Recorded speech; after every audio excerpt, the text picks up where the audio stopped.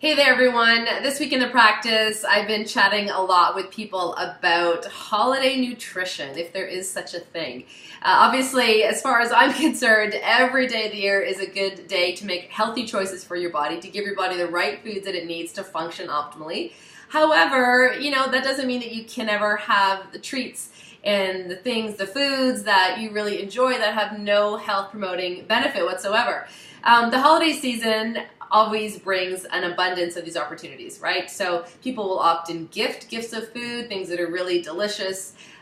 People will bake more, they will consume more alcohol, they will go to more parties and more opportunities to eat rich, delicious, buttery foods. Again, foods that taste great but don't offer our bodies the most nutritional density, let's say. So I want you to consider these 3 tips in this short video here and, take them to heart so that you can enjoy the foods, the social aspect of the holiday season while not going into January feeling like you have overindulged, because that's not good, not only for your weight gain, but your overall health and wellness in your whole body.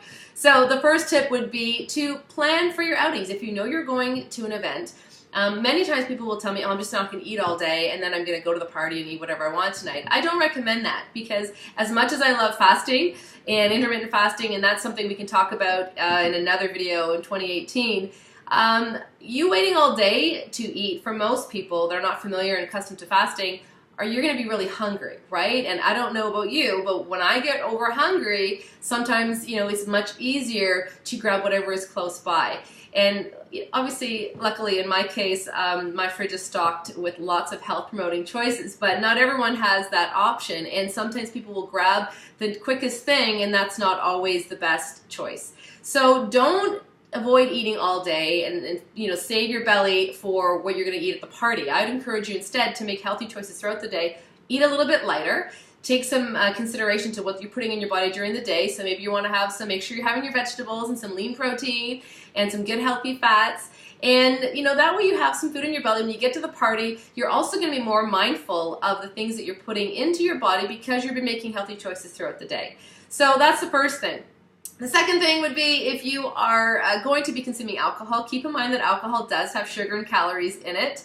In addition to, obviously, clouding your mental judgment and your clarity, it's always going to affect your cell function internally. So if you're going to be consuming large amounts of alcohol, then you want to make sure that you're counteracting the dehydrating effects of alcohol with water and obviously food, so that you're safe. And please obviously make sure that if you're going to be consuming alcohol, you are going to be having the right people around you who will not let you get in a car or operate any kind of motorized vehicle.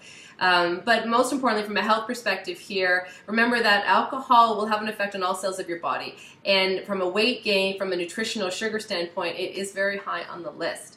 The third thing I want to encourage you to do is to consider an overnight fast of 12 hours. Now, for some of you, this is easy peasy. For the rest of you, you think that's crazy. 12 hours is not that difficult to go without food, especially if you consider that you should ideally be sleeping for a good portion of them.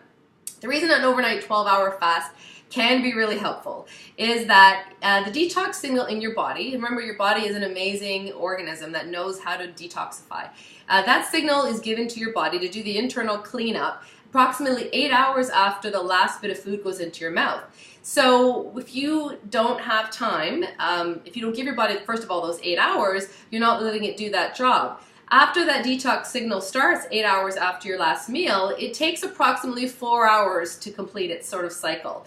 So if you can at least give yourself that 12-hour overnight fast, you will be at least giving your body time to properly digest the food that you ate the night or the day before, as well as allowing your body to detoxify and deal with some of the byproducts of that food. Now, again, for me, I think this is really easy because you just have to look 12 hours ahead to when you had your, your last meal. So if you have dinner, for example, at 6 or 7 o'clock at night, and you finish your dinner rather at that time, then what you're going to do isn't just wait till 6 or 7 the next morning before you have your first morsel of food in your mouth. If you obviously snack late at night, you're at a holiday party, you're eating, cheese and crackers or fancy hors d'oeuvres at 10 o'clock at night, by the time you get home, you want to make sure you wait 12 hours. Maybe you're going to have your breakfast later the next day. So this is an easy thing that you can be doing all year round. However, particularly this time of year, many people find it intensely helpful. So just to recap for you, and I'm going to post a blog post here as well, but be sure to plan your days if you're going to be going out. Do not starve yourself all day unless you are doing an intermittent fast. And many of you are not doing that. So if you're just going to be starving yourself all day to ideally stock up on the rich indulging foods at the party, I wouldn't avoid that. Choose healthy things throughout the day so that you're more likely to maintain that when you go to the party. Number 2 is be aware of the alcohol you're consuming. Obviously, my recommendation is going to be consume as little as possible. If you choose to consume alcohol, be sure that you are doing so safely, and also that you're combating the effects of alcohol with some water.